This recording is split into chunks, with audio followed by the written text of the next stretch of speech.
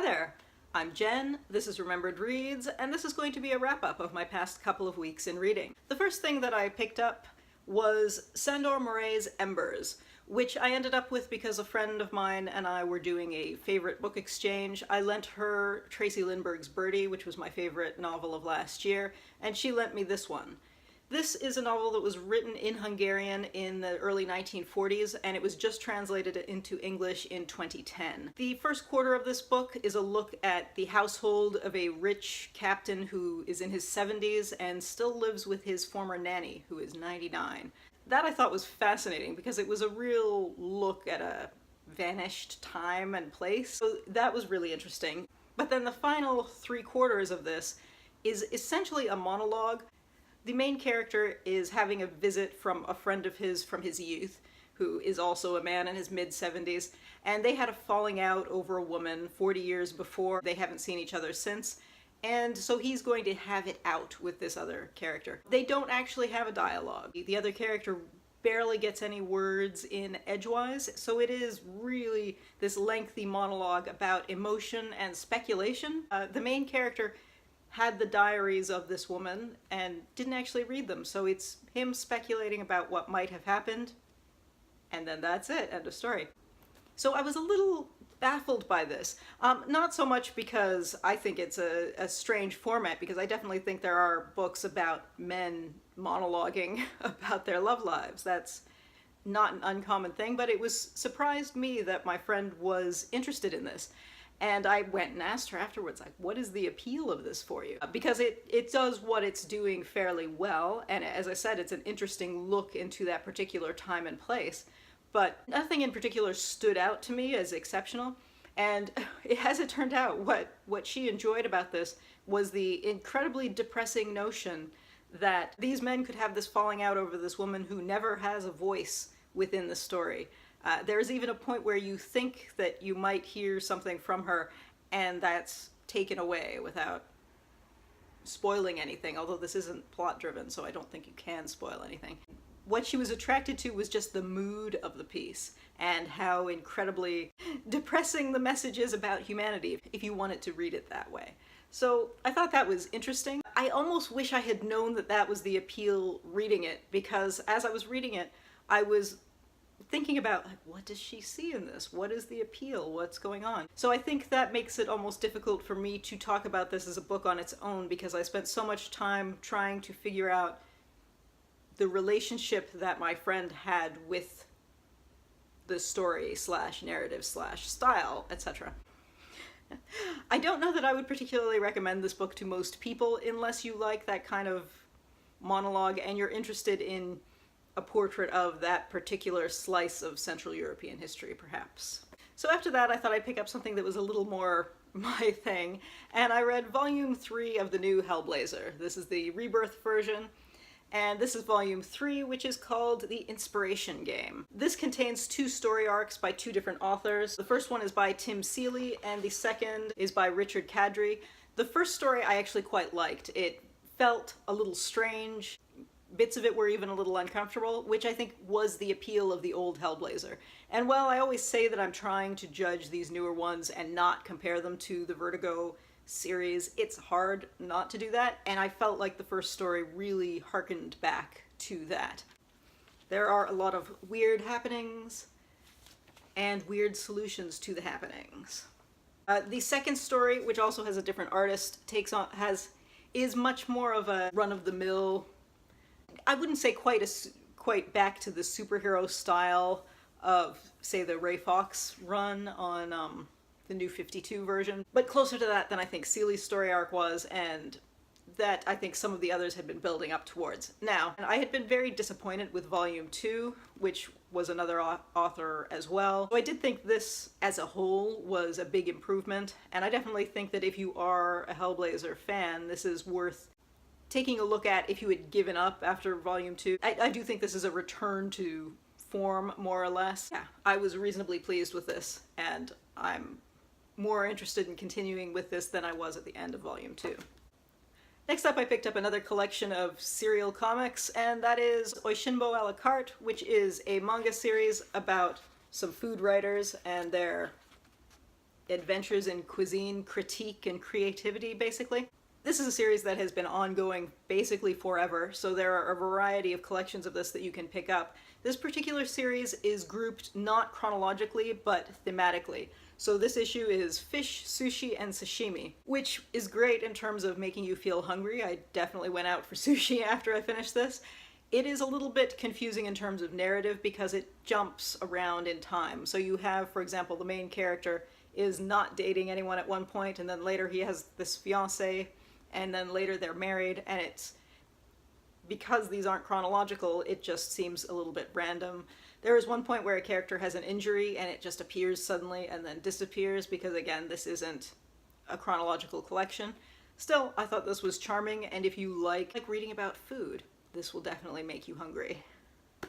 Next up, I read Iasmin Omar Ata's Miss Hadra, which is a graphic novel that follows a university student who is struggling in school and also struggling with keeping his epilepsy under control, and who has a family that is not terribly supportive and also deals with a lot of medical professionals that are not terribly supportive.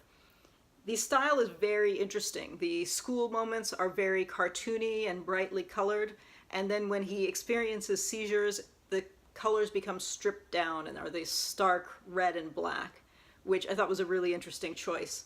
Visually, it's very eye-catching, and there is something that grabs you.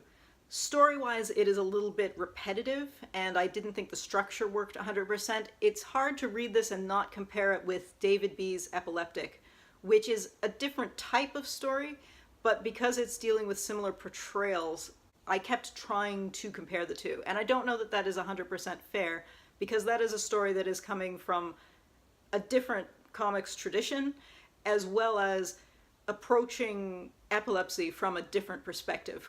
Whereas this is from the perspective of someone actually experiencing seizures, and that one is the experience of the character's brother, which I think is because I think the portrayal works at a different level. So even though I didn't think the narrative in this necessarily worked as well as that one, I think this did something else. And I'm going to link below to a review that I found from Jessie Trafton, whose channel hasn't been active for a while. She used to do a lot of reviews of middle grade horse books, but she did a review of this that talks about how it mirrored her own experiences in a way that was something that I wouldn't have noticed on my own, but I think is worth considering when you're looking at this book, so I'll link to that below. Next up, I read a book that I did get for free because this was going in the recycling bin at the library warehouse, and that is M.J. Auch's One-Handed Catch, which I thought I would pick up because I've seen a few people who are doing middle grade May, and this is a middle grade book. This is a story that is loosely based on the author's husband's experience. As with the character in the book, is a kid who wants to play baseball, wants to be an artist, and who sticks his hand in the family butcher shop's meat grinder and grinds off his hand, basically, at the age of 11 in 1946. So I wasn't sure going into this if it was going to be a kid's sports story or a history story or let's discuss an issue story, but as it turned out, what it reminded me most of were some of the American Girl series, which open with something dramatic and then go through basically a kid's life, and it's a portrait of the time. So this opens with the main character grinding off his own hand, and then follows him for a year as he trains to get on this higher level than just his school's baseball team, as he's working on his art skills and as he's having wacky adventures with his scout group. But at the same time, it gets into some interesting things. The main character and his friends are all German American, and it's 1946, and it touches on the kind of cultural assimilation that hadn't been happening prior to the Second World War or prior to American involvement in the Second World War, and how that changed. And there's talk about how their parents stopped speaking German on the street, for example. There is talk about the economics of his family owning this butcher shop when grocery stores, the larger grocery stores, were starting to proliferate, and they talk about why would people go to their family butcher shop if they can go to A&P. So there's a lot of that just in the background, which I thought was fantastic because I think this is the kind of age group where you want to have that mixture of an entertaining story, which is the wacky adventures in the Scouts, these little history bits, as well as answering a lot of the questions that I think kids tend to have when they see an amputee and their parents might not be comfortable answering those questions, and this book answers that as well. So I was overall quite charmed with this. I thought it did a lot of things that can be very cheesy, but it did them charmingly, so I was impressed by that. I'm also in the middle of a couple of things, one of which is The Secret Race Inside the Hidden World of the Tour de France, which is co-written by Tyler Hamilton, who was one of the American writers. He was Lance Armstrong's roommate for a bunch of races, so it's a bit of a tell-all about the doping that was going on, as well as a memoir of his experience becoming a professional cyclist and the evolution of his own career. It's co-written by Daniel Coyle, who, in addition to when you see a writer and an athlete co-write a book, it's usually just in the athlete's voice. This is not. There is a lot of side commentary that you get from presumably Coyle, both in footnotes and in terms of interviews with other individuals that are interspersed throughout. So I haven't finished with this one, but so far I'm finding it a lot more interesting than I expected it to be. I was expecting this to be kind of a trashy sporting memoir, and it is a little bit more than that, so that's been interesting to read. I am also in the middle of Mercedes Lackey's Steadfast, which is one of her Elemental Masters series, which is a urban fantasy series. This is set in Edwardian era England with the added magical characters. I have never been particularly interested in this series. It hadn't sounded like my thing, even though I like urban fantasy. But the difference in this one is that the characters are the elemental magicians rather than the elemental masters, which kind of makes this the working class magician story versus the upper class magician story that most of these are. So I was curious about that. I'm not 100% sold on the storytelling, but as I said, I have not read the rest of the series, and I think this is 8th in the series. I'm reasonably entertained by this so far, and I will talk more about this next week, presumably. So that's been my week or week and a half, really. I'd be curious to ask you, if you do book exchanges with your friends, what do you think of your friends' tastes? And are you able to separate out the kind of mystery of what do they like about this from everything else that you would normally be analyzing as you're reading it? I'd be curious to hear. Anyway, that's it for now. Ciao.